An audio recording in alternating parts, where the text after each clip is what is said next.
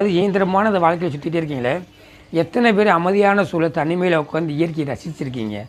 எத்தனை பேர் ஃபாரஸ்ட்டுக்குள்ளே நீங்கள் போகும்போது ஸ்லோவாக மெதுவாக பைக்கில் போயோ காரில் போயோ அந்த காற்று மேலே படுற எத்தனை பேர் அனுபவிச்சிருக்கீங்க? அதேமாதிரி நீங்கள் வந்து ஒரு ஃபாரஸ்ட்டில் உள்ளே போயிட்டு அங்கே அந்த பசுமையாக புத்துணர்ச்சி ஆகக்கூடிய அந்த தண்ணி எடுத்து எத்தனை பேர் குடித்து அது சுவையை ரசிச்சிருக்கீங்க? இல்லை உங்கள் ஃபேமிலி எத்தனை பேர் இந்த அமைதியான சூழலுக்கு கூட்டி போயிட்டு அங்கே குளிச்சுட்டு அங்கே ஏதோ ஒரு சாப்பாடு கட்டிட்டு போயிட்டு அங்கே ரசித்து சாப்பிட்டு எத்தனை பேர் அனுபவிச்சிருக்கீங்க? இது யாருமே எதுவுமே பண்ணுறதே இல்லை.